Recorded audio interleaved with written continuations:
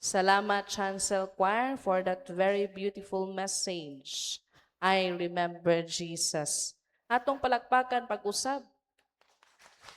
Murag, nindot kayo nga natay bisita. Murag A+, good to sir, no? Sir Malik, malaki? A+, to, A+. Ay hata mo padayon sa atuang message. Let us pray. Lord God, we are ready to hear and listen to your voice. May you open the hearts of your people, the minds willing to accept whatever your message will be. Bless your servant that will spread the seeds to the heart of your people. In Jesus' name we pray. Amen. Good morning once again. Again, today is the month of mission. And as we enter this important celebration, we are reminded of God's grace to walk together for the mission of God and give hope to those who need it. My reflection today is our quadrennial theme for ecclesial year 2026 to 2027. Walking with Jesus, journeying with the Anowims. Working in the mission of God, somehow faced with challenge and trials, especially in our situation, crisis. We live in a culture deeply driven by the logic of scarcity. We look at our time, our energy, and our finances, and default responses is often, there isn't enough. Kaya minsan, mahirap magbigay ng tulong. Kasi tayo din nangangailangan ng tulong. Para sa atin, hindi sapat ang kita araw-araw. I cannot blame those individuals who would say that ako din naman mahirap. Kailangan ko din ng tulong. Ako din naman nangangailangan. Kailangan ko din na may mag-aabot sa akin.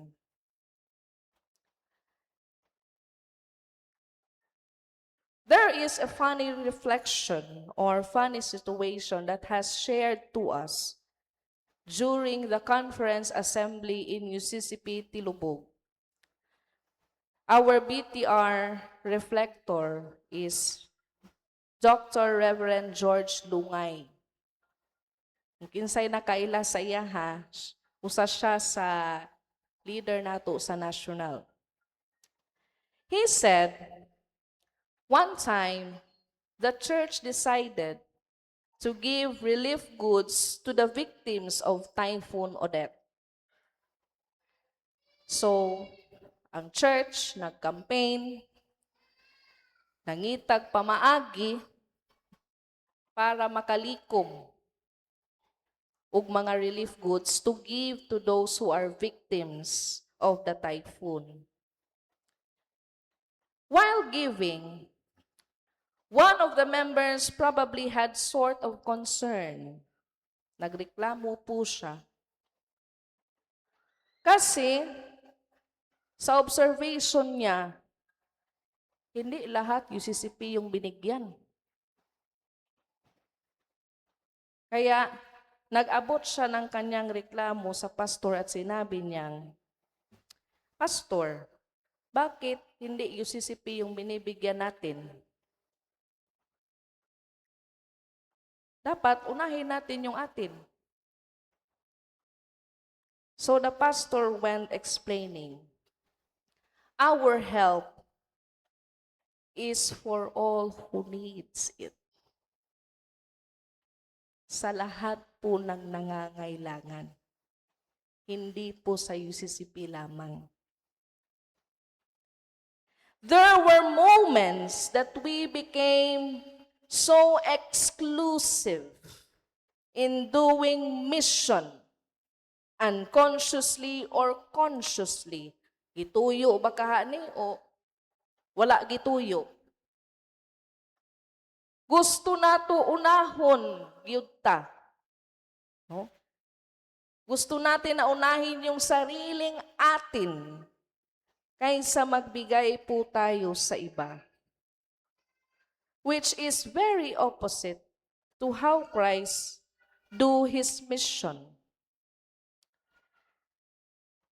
To further reflect on this theme, journeying with the unknowing, let us further discuss sino ba yung mga anawims using the biblical passage in the Gospel, Matthew 14:13-21. Anawim is a Hebrew word, came from the root word anaw, means poor, marginalized, and completely dependent of God. Wala silang kapangyarihan, wala silang wealth, wala silang kayang power na kung anong mangyari, makarespond sila agad sa kanilang buhay. They only depend on their faith.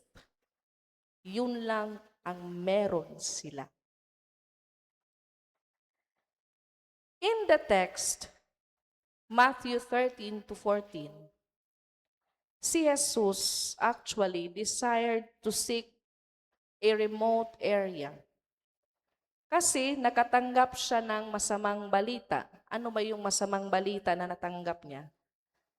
The death of his cousin, John the Baptist.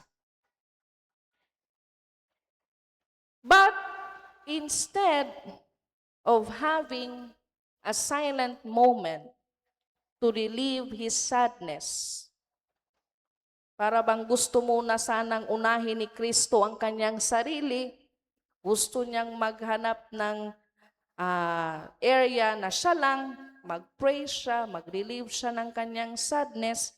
But here comes 1,000 people gathering around him, seeking his favor for healing, desperate for his attention, and they are spiritually hungry, the Anawims.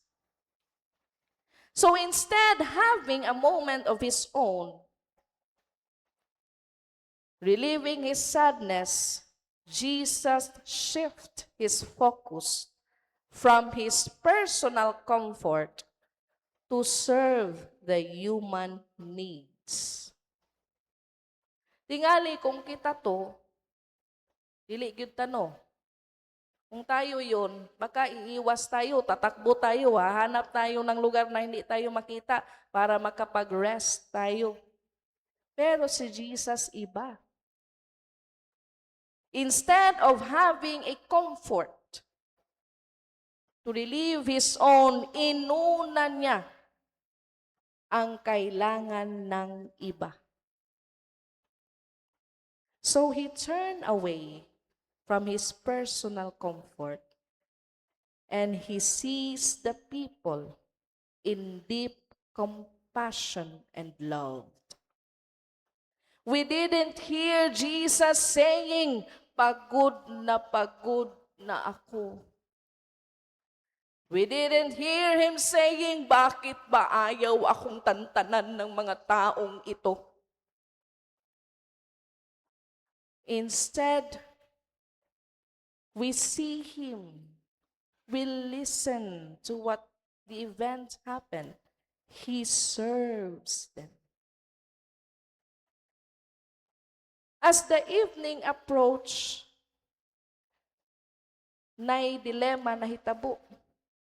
nagkaroon ng problema. Bakit? Hanggang gabi, ayaw talagang tantanan ng mga tao si Jesus. Andun pa din. Malapit na mag-supper.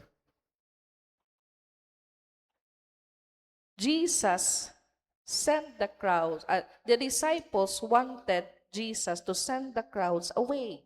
Gusto na ng mga disciples na, Lord, paalisin na natin sila para magbili sila ng kanilang food for themselves. So, parang unconsciously saying, let them feed themselves. For we are also in need of food. But Jesus Christ challenged the disciples' mindset. He commanded them, feed them.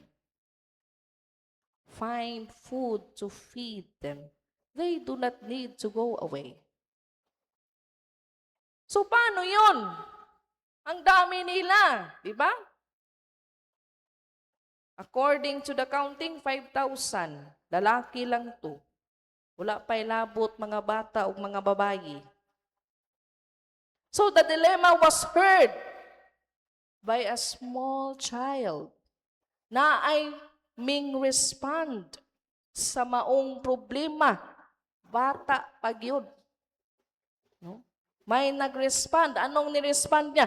Inabot niya yung 3 tinapay at 2 isda.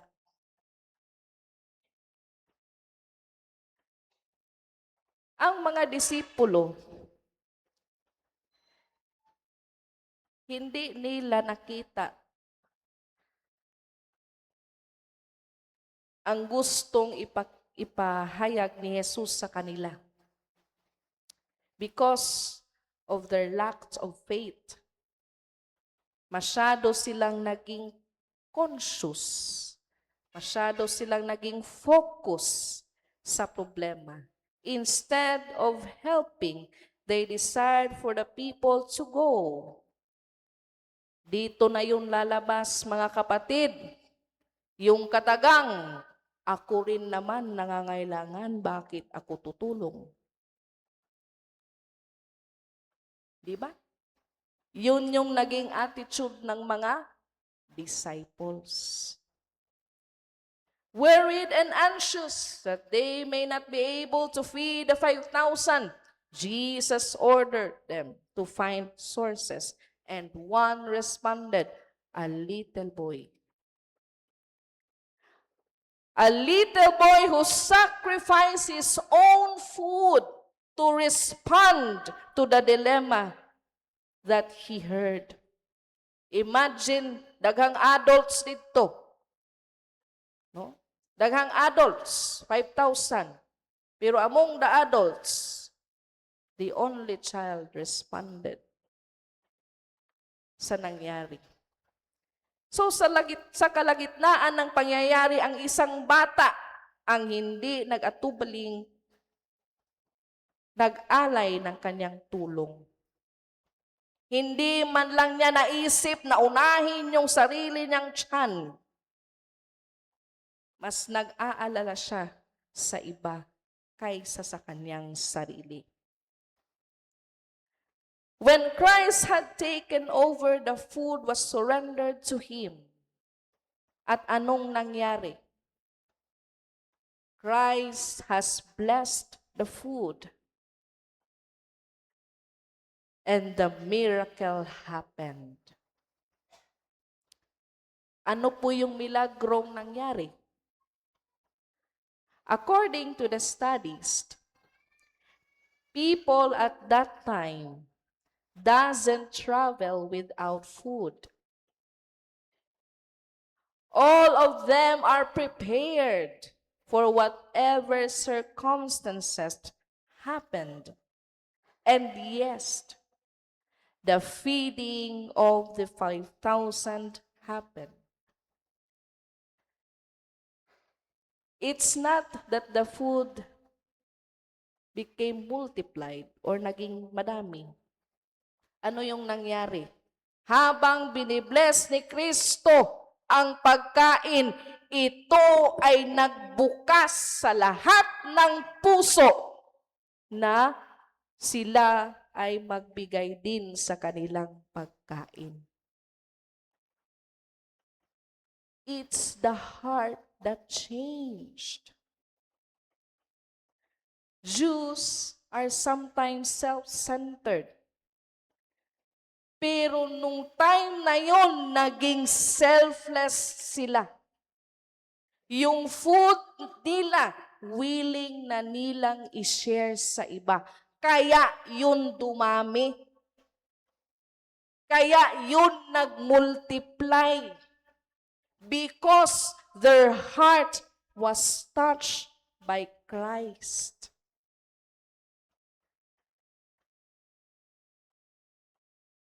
Kahit nga si Kristo, anong ginawa niya? Human siya nag-ampo, siya ba una nagkaon? Kumain ba siya agad matapos siya mag-pray? Kahit tayo nga, minsan no, aminin nyo. Kumain na kayo, hindi pa kayo nag-pray. Dali-dali na magkaon, kay gigutom na ang tiyan, nakalimot, ugampo, nahuman na lagkaon, naiha pa ning ampog, thank you Lord for this food, amen. Because sometimes, we always see the center of our life is our self. So dito, nagsimula ang sharing ministry. When the Lord gives us something in our hands and entrusted to us something, He meant for it for you to share. Paulit-ulit ko itong sasabihin, mga brothers and sisters in Christ. The treasures that was entrusted to you is not yours alone. It is blessed to you so that you will learn how to give to others. All of the people at that moment was able to fill their stomach and are completely satisfied. In God's economy, the Anawim are not given mere crumbs. They are given fulfillment. Ang mga tawo ni adtong panahona wala lang nakadawat og ginagmay nga bugas, tinapa ug noodles. Kung dili labaw pa ang ilang nadawat nga grasya gikan sa Dios, gipuno sila sa Ginoo. God fill them with love, with care, with compassion that no one has given them. The 2 fish and the 3 loaves ended up 12 full leftover baskets, symbolizing that God's provision for His people is overflowing and complete. So walking with Jesus, journeying with the Anawim, is a mission of selfless act. Jesus taught us that serving God can be sacrificing our own comfort. Christ has even sacrificed His own personal relief just to do His mission for the people. It requires a heart that emphasizes the weak, the weary, and the needy. Not a heart that only centered towards self, like the child who sacrificed his food and give it to those who need it.